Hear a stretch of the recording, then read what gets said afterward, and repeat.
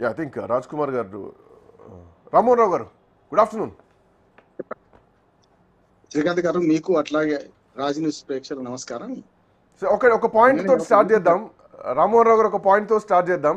Speaker నిర్ణయం ఏమిటి అన్నది ఒకటైతే కనుక ఎవరు కూడా మేము కాంగ్రెస్ పార్టీలో ఉన్నామని చెప్పడానికి కూడా సాహసించలేదు.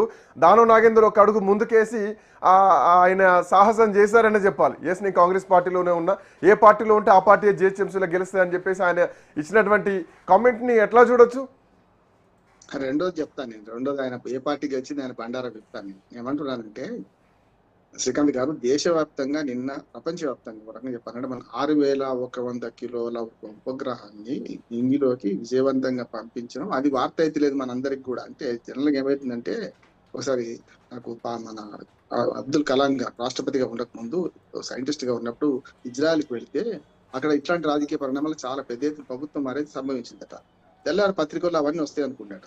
తెల్లారి మాత్రం ఒక రైతు తక్కువ నీటితో ఎక్కువ పంట పండించిన రైతు విజయగాథను గురించి పత్రికల్లో ఫ్రంట్ పేజీలో వచ్చింది. అప్పటికి మీడియాలో ఇంత పెద్ద ఎత్తున ఎలక్ట్రానిక్ మీడియా లేదు. ఎందుకు చెప్తున్నానంటే, అది వార్తలకు ఇచ్చే ప్రాధాన్యత. ఇజ్రాయెల్ అనే దేశం మన దగ్గర దుర్మార్గమైన తిట్టుకోనడం, తన్నుకోవడం, ఇట్లాంటి దుర్మార్గమైన మాటలు మాట్లాడుతుంటే నాకు అనిపించింది ఏంటంటే, నిన్ననే 6100 కిలోల భారీ ఉపగ్రహాన్ని మనం పైకి పంపి వాళ్ళ విజయోత్సవం జరుపుకుంటుంటే అది వార్త అయితే లేదు మనకు. కానీ రాజకీయ శాస్త్ర సాంకేతిక రంగాల్లేమో మనకు శిఖరాలు అందుకుంటున్నాం, రాజకీయాలు అధపాతాళానికి పోతున్నాం. అందుకని ఉదాహరణ చెప్పాను, రాజకీయాలు అధపాతాళానికి పోతున్నాం. ఇక మీరు ఆయన ముచ్చట చెప్తాను, ఏది మన నారాయణ నాగేంద్ర గారి ముచ్చట. గతంలో ఒకసారి యాద్ చేసుకున్నాను, గతంగా మొన్నటికే. ఇప్పుడు ఆయన కాంగ్రెస్ పార్టీలో ఉన్నారని ఒప్పుకున్నారు. దేవతా వస్త్రాల కథ తెలుసు కదా మీకు శ్రీకాంత్ గారు. దేవతా వస్త్రాలు కప్పుకున్నారు ఇప్పటిదాకా మిగతా వాళ్ళందరూ. మేము నగ్నంగా ఉన్నా మేము లేవంటున్నారు. కానీ దాన నాగేంద్ర గారు నేను అభినందించినట్టు ఆయన అభినందిస్తున్నాను. దేవతా వస్త్రాలు లేవు, నగ్నంగా ఉన్నా ఒప్పుకున్నారు, అయిపోయింది. కానీ ఇటు ఒప్పుకుంటే అటు వైస్ వర్స అటు ఒప్పుకోవాలి కదా, అటు ఒప్పుకోలేదు. మీరు చూడండి, మళ్ళీ మన మహేష్ కుమార్ గౌడ్ గారు, పిసిసి ప్రెసిడెంట్, రాష్ట్ర అధ్యక్షుడు, ఆయన ఏమంటున్నాడు, టెక్నికల్ గా ఆయన ఇంకా బీఆర్ఎస్ లో ఉన్నట్లు లెక్క మద్దతు మాకు ఇస్తున్నారు అన్నాడు. అంటే నువ్వు కవగలించుకున్నా వాడు దూరం కొడుతున్నా, అది అర్థం చేసుకోవాలి. దాన్ని ఇంకోటి చెప్తాను, అబద్ధాలు ఏం మాట్లాడి చెప్తాను. నేను ఏ పార్టీకి ఉంటే ఆ పార్టీలో గెలిచిన అంటున్నాడు కదా, తప్పు కదా. నిన్నగాక మొన్న నువ్వు బీఆర్ఎస్ పార్టీలో ఉన్నావు, గెలిచింది కాంగ్రెస్ పార్టీ.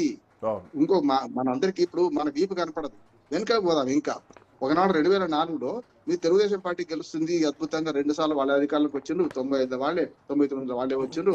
ఇక కాంగ్రెస్ పార్టీ అయిపోయింది, 26 మంది ఎమ్మెల్యేలతో ఏం చేస్తామని చెప్పి అప్పుడు ప్రతిపక్ష నాయకుడు జనార్దన్ గారు ఉంది, టీడీపీ పార్టీ పోటీ చేసి గెలిచిండు. కానీ నువ్వు ఏ పార్టీలో ఉన్నావు? టీడీపీలో ఉన్నావు. అప్పుడు గెలిచింది ఏ పార్టీ? కాంగ్రెస్. కానీ ఈ మాటలకు అర్థమైంది అంటున్నా నేను. ఆనాడు నువ్వు ఏ పార్టీలో దానం నాగేంద్ర ఏ పార్టీలో ఉంటే ఆ పార్టీ గెలుస్తారంటే ఎన్ని అబద్ధాలు, ఇదంతా 2 అబద్ధాలే కదా. నువ్వు ఆనాడు టీడీపీలో ఉన్నావు, కాంగ్రెస్ గెలిచింది. కానీ నువ్వు పాపం ఆ తర్వాత మళ్ళీ రాజీనామా చేసి ముందుకు పోయినా కానీ ఓటమి పాలయ్యారు కదా.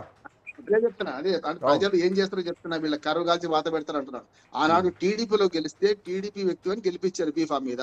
నువ్వు అధికారంలో కాంగ్రెస్ వచ్చిందని వెంటనే అప్పుడు నైతికత ఉంది, ఇంత విచ్చలవిడిగా బట్టలు ఇచ్చి వీళ్ళందరూ కూడా ఆయన నైతికత ఉంటే రాజీనామా చేసి మళ్ళీ కాంగ్రెస్ నుంచి పోటీ చేశారు. కాంగ్రెస్ టికెట్ మీద ఏమన్నారు, నిన్నటిదాకా టీడీపీ బాట పడితే వీళ్ళ కాంగ్రెసా అని ఇంటికి పంపించింది. అందుకనే ఆయన ఏ పార్టీలో ఉంటే ఆ పార్టీ గెలవలేదు. 2 సార్లు చెప్తున్నా, మొన్నటికి రీసెంట్ ఉదాహరణ, పాత చెప్తున్నా. అంటే వీళ్ళు గతం మర్చిపోతారు, వాళ్ళు అంటే ప్రజలు మర్చిపోరు. అందుకనే కాలంబు రాగానే కాటేసి తీరాలని ప్రజాకేం కాలేదు జరుగుతుంది. వీళ్ళకంటే కరువు కాచి వాత పెడతారంట. అందుకనే దానం నాగేందర్ గారు ఇవాళ మొత్తం మీద ఒప్పుకున్న వాస్తవం. కానీ ఆయన ఒప్పుకుంటాడు, మా పార్టీలో లేడు అంటున్నాడు ఇప్పటికి కూడా. ఇక్కడ పాయింట్ ఏంటంటే మనం ఇంకొక అంశాన్ని చూద్దాం. దానం నాగేందర్ నేను కాంగ్రెస్ పార్టీలో ఉన్నాను ఒప్పుకుంటున్నారు, పిసిసి ఏమో కాంగ్రెస్ పార్టీ ఏమో లేరు, టెక్నికల్ గా వాళ్ళు బీఆర్ఎస్ పార్టీలోనే ఉన్నారు.